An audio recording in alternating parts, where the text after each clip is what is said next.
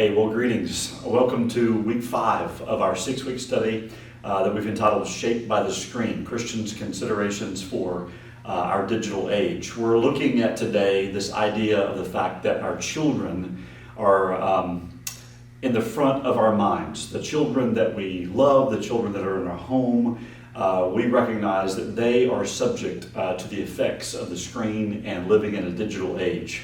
For the last 4 weeks, we've been talking about primarily what the digital age has done to us as adults, as moms and dads, as grandfathers and grandmothers, as adults. But today we're going to talk a little bit about what it looks like to be a child, what it looks like to be a parent raising children, and some of the things we need to be thinking about. And again, each one of these lessons, these weeks, are not at all comprehensive.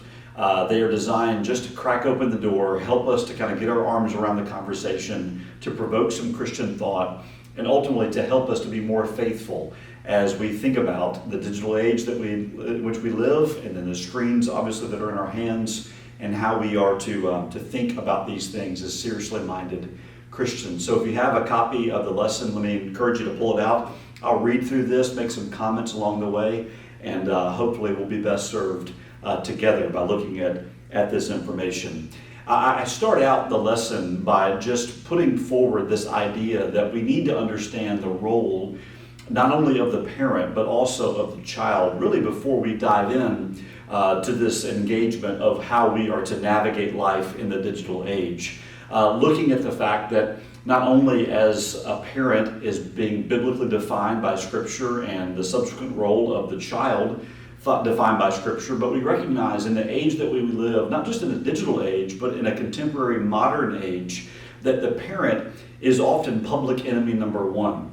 Regardless of whether it's the school or whether it's an institution, maybe even it's another family that you have life with or someone inside your family, that there is a growing understanding in our age, specifically in the Western context, that the professional is now replacing the parent, or the parent might say is being replaced by the so-called professional, whether it be in a school, institution, on a team, whatever it might be. So we need as Christians to double down, to understand our role as parents, as moms and dads, as we have been entrusted with the care of our children, and then specifically have a conversation together about what that looks like for the digital age. So I show our cards, if you will, and say, listen, raising kids is hard, parenting is hard, but it's supposed to be hard because it is life-giving, pun intended, that we are imparting life, our life, to our children. As we seek to raise children in this digital age, we must keep God's calling on our lives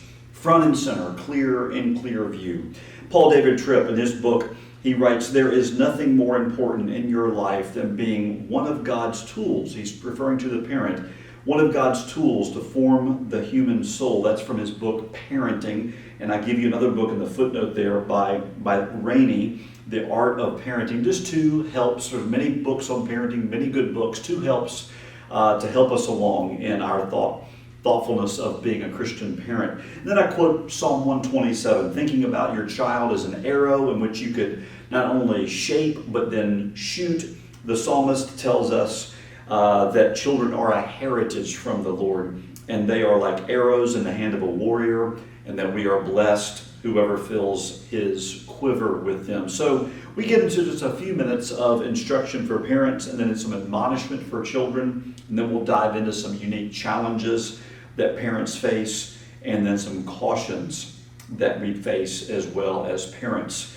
I write here, parents are the leading disciple maker of their children. That's a Christian conviction of mine. I hope it is of yours.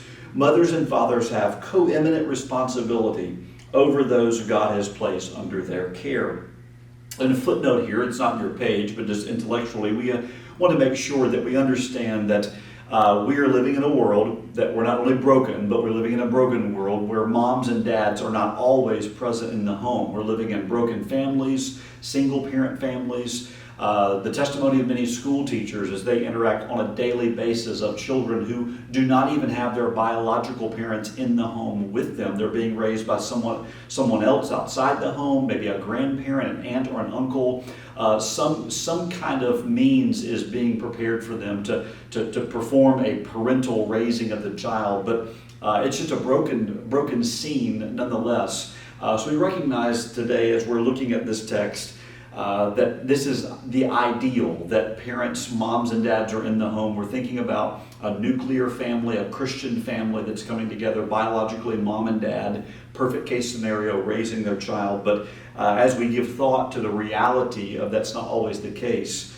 we do well to consider this context in light of what could be just around the corner.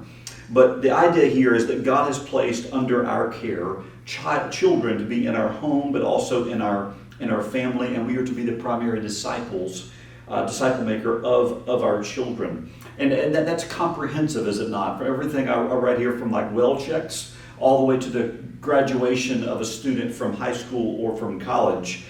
We are grooming an individual, a young man or a young woman, to not only be successful in life from a civic standpoint and a social standpoint, but also from a spiritual standpoint. I quote here Ben Sass, who is a believer. He was a U.S. Senator from Nebraska. He has written a very helpful book. It's a little bit political, a little bit too nationalistic, I think, for my flavor, but it is helpful nonetheless. I would recommend it to you. The Vanishing American Adult, that was written back in 2017. And he writes, "I believe our entire nation is in the midst of a collective coming-of-age crisis without parallel in history." I would affirm that. We are living in an America of perpetual adolescence. It's the juvenilization of America, as one man has said. Our kids simply don't know what it means to be an adult anymore, or how to become one. Many don't see a reason even to try. Perhaps even more problematic, Sass writes, the older generations have forgotten what we need to plan to teach them. And that's our fault, he says, more than theirs. We can say a lot more on that, but we recognize that it is our job as parents to set up our children for success, both in this world, but also as a follower of Jesus. We expose them to the gospel. We try to make disciples out of them. We bring them to church. We teach them the Bible. We evangelize our children. But ultimately, we understand, out of the sovereignty of God, providential hand of God upon our life and that of our children, that God does the saving of our children. So let me encourage you, parent, to bring the gospel to your children, to love them to the Lord, to create a context for discipleship in your home. But ultimately, you are putting your children before the Lord, asking Him to save them by His outstretched arm, by His good grace in their life. But I write here, admonishment for children. What does it mean to be a child? Children come into this world under authority, obviously. They have been brought into such existence by their Creator, of whom He knew them before He formed them in their mother's womb, and obviously before even the foundation of the world. Jeremiah 1:5, we'll quote Psalm 139, for instance. Parents, therefore, are God's delegated authority in a child's life, exercising oversight in all matters relating to their care.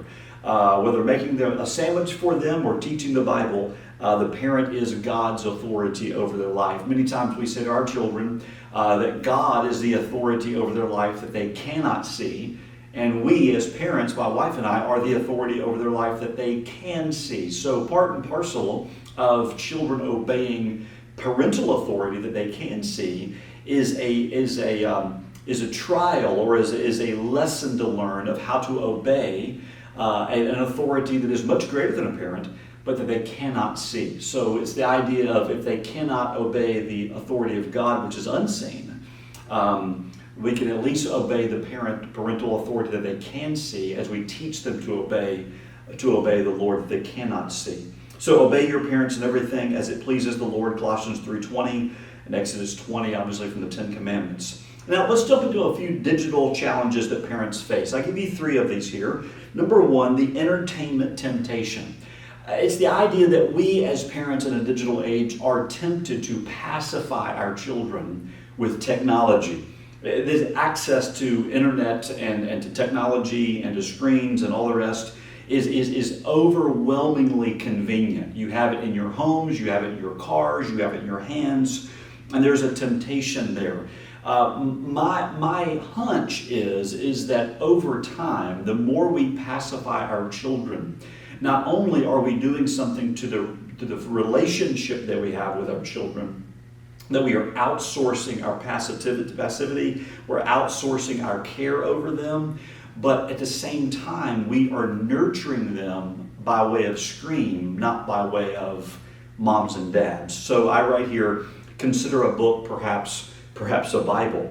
Number 2, another challenge, the screen celebrity. No longer as the celebrity only limited to the ball field or the basketball court or whatever it may be, but no, your screen celebrity now is the person who has a following, someone who has a platform online. The screen, in a sense, is making celebrities, and therefore that draws from a mediated reality your child into liking and following and even aspiring to be what we might call an influencer. I quote here Mr. Beast, for instance, who is quite a popular, almost YouTube phenom that many of our children are watching.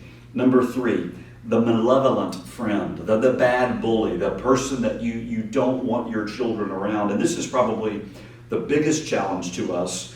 Bullying obviously is nothing new, but digital bullying most certainly is. One picture without consent is really all that it takes. Suddenly viral blackmail, harassment, and so forth has ensued. We must be very careful, therefore, with the camera. Not only who we're taking pictures of, but who is taking the picture.